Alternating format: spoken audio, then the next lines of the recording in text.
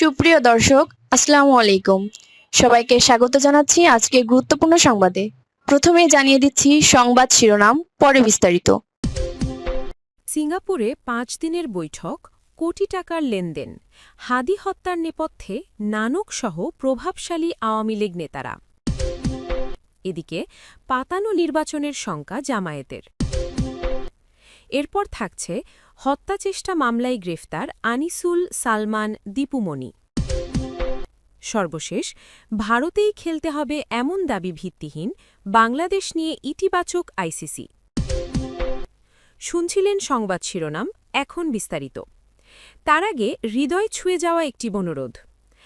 আজ যদি বেগম খালেদা জিয়া নামটি শুনে আপনার বুকের ভেতরটা ভারী হয়ে আসে, যদি ভোরের সেই খবর, একটি দীর্ঘ অধ্যায়ের সমাপ্তি, আপনাকে নীরবে কাঁদায়, যদি মনে হয় এই বিদায়ের শুধু একজন মানুষ নয়, একটি সময়, একটি সংগ্রাম, একটি ইতিহাস বিদায় নিল, তাহলে আজ একটু থামুন। কমেন্টে শুধু লিখুন, আল্লাহ তাকে জান্নাত নসিব করুন। আর যদি আপনি চান তার জীবনের গল্প ভুলে না যাওয়া হোক, তার লড়াই বিকৃত না হোক, তার অবদান নীরবে মুছে না যাক, আর ইতিহাস যেন মানুষের কাছেই বেঁচে থাকে, তাহলে অনুগ্রহ করে চ্যানেলটি সাবস্ক্রাইব করুন। সাবস্ক্রাইব মানে কেবল একটি বাটন চাপা নয়, এটি শ্রদ্ধা জানানো, স্মৃতিকে ধরে রাখা আর সত্যকে নীরবে পাহারা দেওয়ার এক ছোট্ট অঙ্গীকার। চলুন নীরব না থেকে বিস্তারিত জেনে নিই। সিঙ্গাপুরে ৫ দিনের বৈঠক, কোটি টাকার লেনদেন, হাদি হত্যার নেপথ্যে নানকসহ প্রভাবশালী আওয়ামী লীগ নেতারা। ঢাকার রাজপথ কাঁপিয়ে দেওয়া ইনকেলাব মঞ্চের মুখপাত্র শহীদ শরীফ ওসমান বিন হাদি হত্যাকাণ্ড নিয়ে একের পর এক ভয়ঙ্কর তথ্য সামনে আসছে। তদন্ত শেষে ঢাকা মহানগর গোয়েন্দা পুলিশ ডিবি যে অভিযোগপত্র দিয়েছে, তাতে উঠে এসেছে এমন এক পরিকল্পনার কথা, যার শিকড় দেশের গণ্ডি ছাড়িয়ে পৌঁছে গেছে সিঙ্গাপুর পর্যন্ত। মঙ্গলবার ৬ জানুয়ারি বিকেলে ঢাকা মহানগর পুলিশের মিডিয়া সেন্টারে আয়োজিত সংবাদ সম্মেলনে ডিএমপির অতিরিক্ত কমিশনার ডিবি শফিকুল ইসলাম জানান, দীর্ঘ তদন্ত শেষে হাদি হত্যা মামলায় ১৭ জনের বিরুদ্ধে অভিযোগপত্র দাখিল করা হয়েছে। এতে হত্যাকাণ্ডে জড়িত প্রত্যেকের ভূমিকার বিস্তারিত বিবরণ উঠে এসেছে। কিন্তু এখানেই শেষ নয়। একই দিনে যমুনা টেলিভিশনের প্রকাশিত এক্সক্লুসিভ প্রতিবেদনে বলা হয়, সিঙ্গাপুরে বসেই ৫ দিনব্যাপী একাধিক বৈঠকে চূড়ান্ত হয় হাদি হত্যার পূর্ণাঙ্গ ছক। সেই বৈঠকের কেন্দ্রবিন্দুতে ছিলেন পতিত আওয়ামী লীগের কয়েকজন প্রভাবশালী নেতা এবং তাদের ঘনিষ্ঠ নেটওয়ার্ক। বৈঠকে ছিলেন নানক, ইলিয়াস মোল্লা ও বাপ্পি।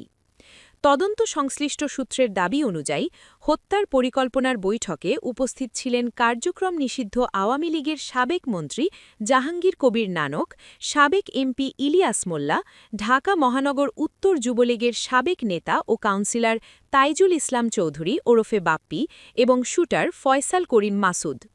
সূত্র জানায়, ফয়সাল গত বছরের ২১ জুলাই সিঙ্গাপুরে যান। পরের দিন ২২ জুলাই সন্ধ্যায় সিঙ্গাপুর মালয়েশিয়া সীমান্তবর্তী একটি হোটেলে গোপন বৈঠক অনুষ্ঠিত হয়। সেখানে টানা ৫ দিন ধরে হত্যার রূপরেখা, অর্থের লেনদেন এবং দায়িত্ব বণ্টন চূড়ান্ত হয়। ২৬ জুলাই দেশে ফেরার পরপরই ফয়সালের সন্তানের নামে একটি ব্যাংকে ৫৫ লাখ টাকার ফিক্সড ডিপোজিট খোলার তথ্য পায় তদন্ত সংস্থা। ডিবির মতে, এই অর্থ ছিল হত্যার পারিশ্রমিক ও পরবর্তী নিরাপত্তা ব্যয়ের অংশ। কেন টার্গেট ছিলেন হাদি? ডিবির অতিরিক্ত কমিশনার শফিকুল ইসলাম জানান, অভিযোগপত্রে উল্লেখ করা হয়েছে শরীফ ওসমান বিন হাদি একটি নতুন ধারার রাজনীতি শুরু করেছিলেন। তার বক্তব্যে সরকার, আওয়ামী লীগ এবং নিষিদ্ধ ছাত্রলীগের বিরুদ্ধে তীব্র ও সত্যভিত্তিক সমালোচনা উঠে আসছিল। এই বক্তব্যগুলোকে হুমকি হিসেবে দেখেই কাউন্সিলর বাপ্পির নির্দেশে তাকে হত্যার নির্ধারণ নেওয়া হয়েছে বলে অভিযোগপত্রে উল্লেখ রয়েছে। কার কি ভূমিকা? ডিবির ভাষ্য অনুযায়ী মূল পরিকল্পনাকারী ও নির্দেশদাতা তাইজুল ইসলাম চৌধুরী ওরফে বাপ্পি, শুটার ফয়সাল করিম মাসুদ, সহযোগী আদাবর থানা যুবলীগের কর্মী আলমগীর হোসেন।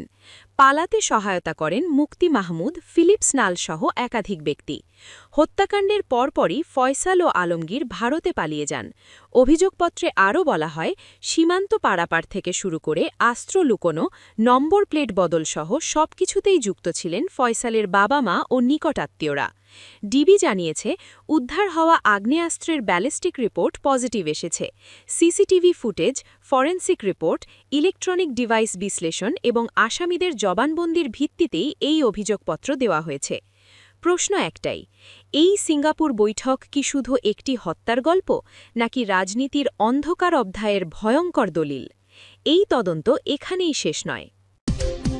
এদিকে পাতানো নির্বাচনের শঙ্কা জামায়াতের।